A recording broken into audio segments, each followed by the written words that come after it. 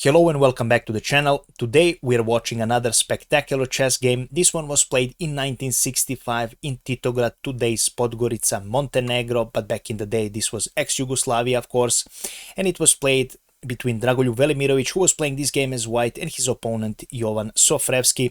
Now Dragoljub Velimirovic was nicknamed Yugoslav Tal because of his amazing sacrifices in his games, and also he has his own variation against the Sicilian defense, so-called Velimirovic attack.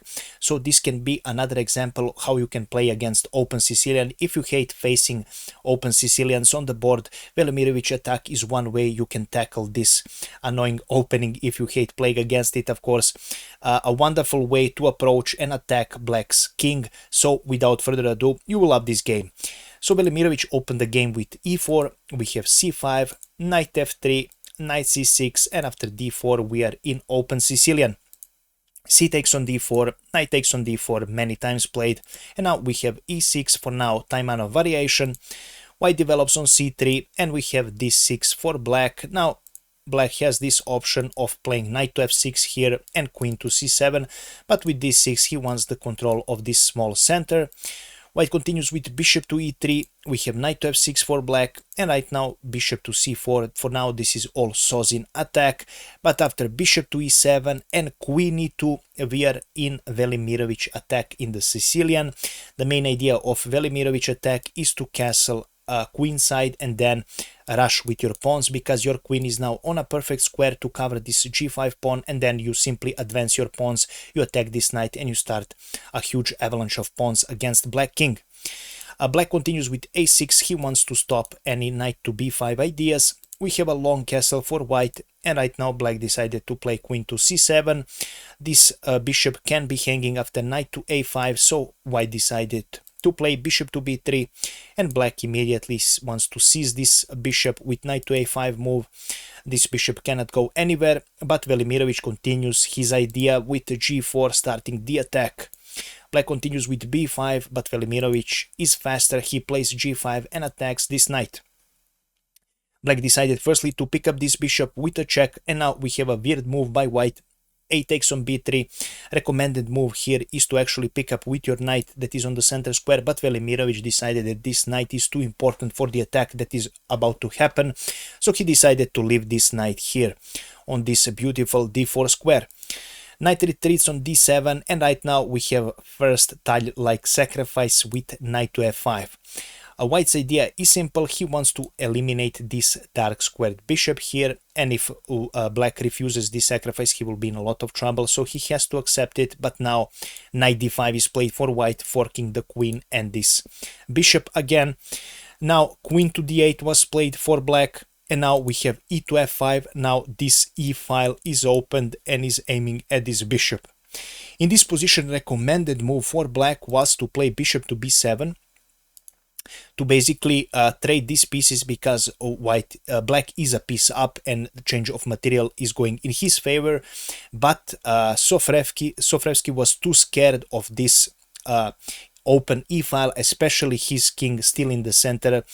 He was too scared that this might get out of control, so he decided to castle, which is a mistake, because right now Velimirovic continues with f6, attacking this bishop and pressuring, of course, king and king's defense. We have g takes on f6, and right now Velimirovic plays bishop to d4, a calm in-between move which aims at this pawn, brings another piece to the game, and also attacks this bishop here.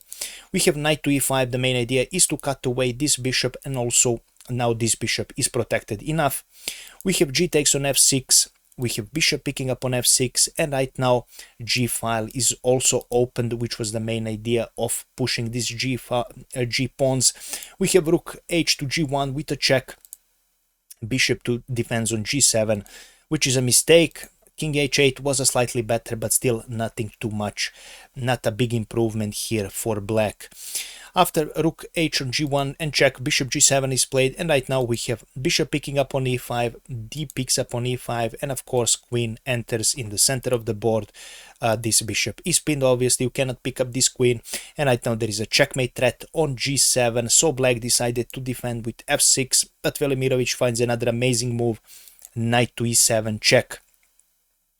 And right now black thought and he decided to play on f7, which is a better move here, of course.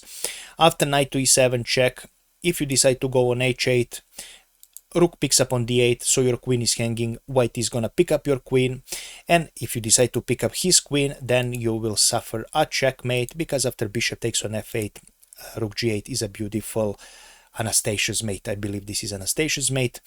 So after rook picking up on d8, the best continuation here as black is to pick up with d8, but after queen to h5, white is simply much better and is winning here again, although you're not checkmated. After knight to e7 check, black decided to play king to f7, but unfortunately after queen to h5 here, Sofrevsky decided to resign. The reason is there is a forced checkmate sequence and black cannot avoid it, whatever he do. For example, if king picks up on e7, white would continue with rook picking up on g7 and a check. After king goes on e6, then queen e2 check. After king goes on f5, which is now forced to go on f-file, we continue with queen g4 check. After king goes on e5, we continue with f4 check. After king e4, we continue with f5 discover check. After king goes on e5, we have queen to e2 check. And after king takes on f5 or king goes on f4, whatever he does, rook f1 is a spectacular ladder mate in the center of the board. Now, of course, we will now go back after f5. If instead of going on e5, king can decide to go on e3, of course.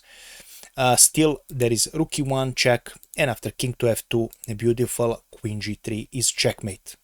And this is how this game ended, and this is all I have prepared for you today, guys. If you enjoyed this video, please make sure to leave a comment, like, and share this video with other people who enjoy chess.